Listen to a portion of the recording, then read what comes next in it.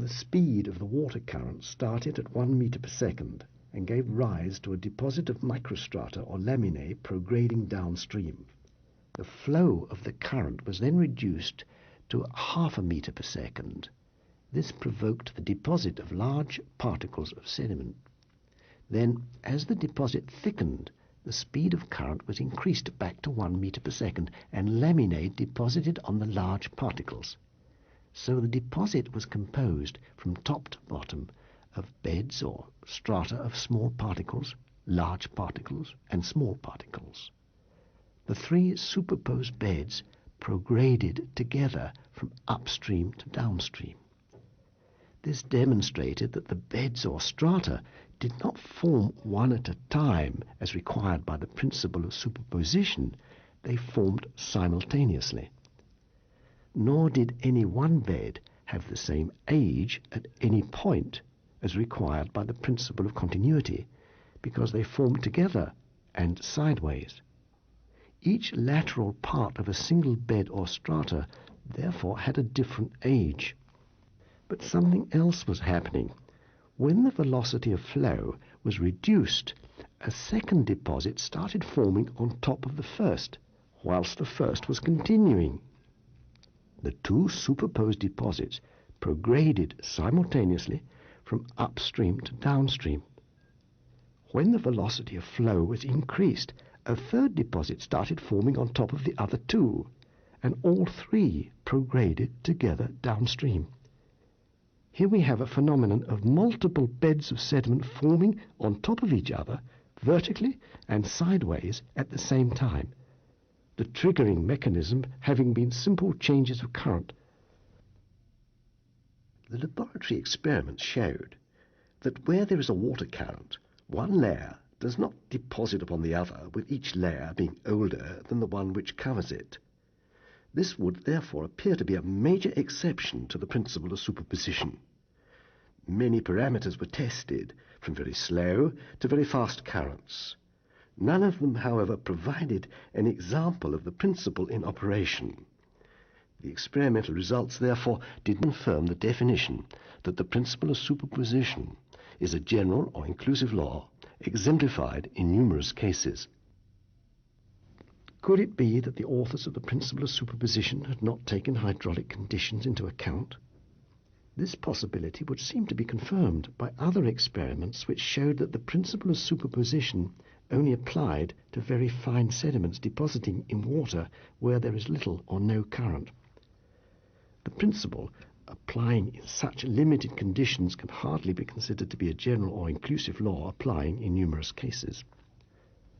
The fact that stratification formed parallel to the slope, exceeding an angle of 30 degrees, highlights the inaccuracy of the principle of original horizontality, which states that layers or strata form horizontally. It must be remembered that this principle is used by geologists to interpret past conditions producing the sedimentary rock we see today. Sloping strata suggested to them that movement had taken place, causing originally deposited horizontal strata to be tilted at an angle. The experiments show that sloping strata could simply be the result of sediments depositing on an inclined bed. It was shown in the laboratory that the principle of continuity did not apply to strata forming in a current.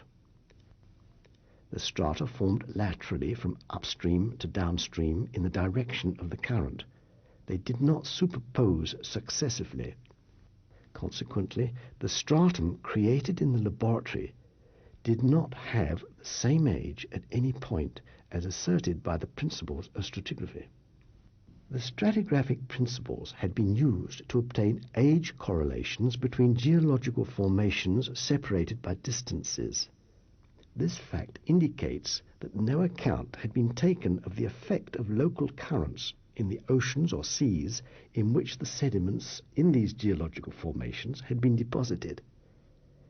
Strata forming in different parts of the same ocean or in different oceans would be subject to differing hydraulic conditions and could not be considered as continuous.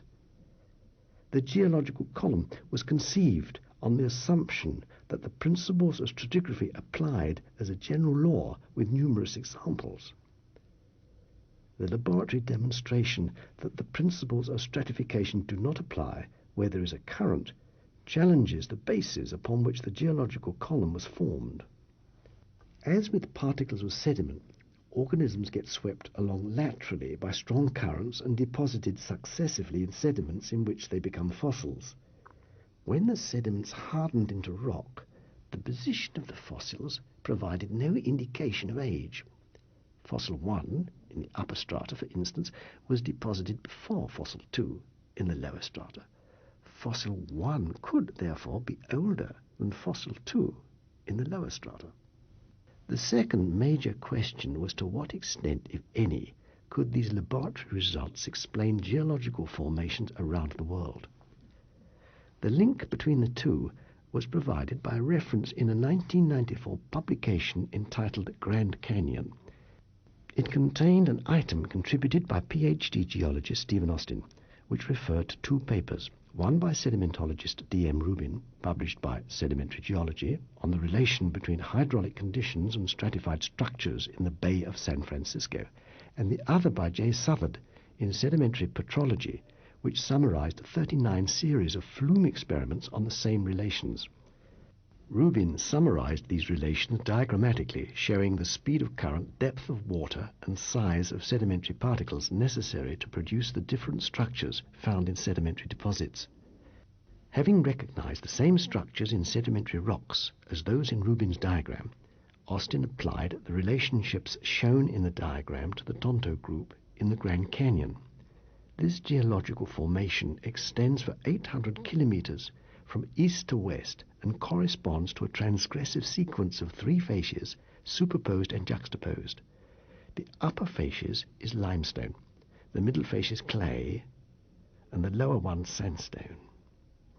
As predicted by Walter's law, the same sequence of facies is found side by side.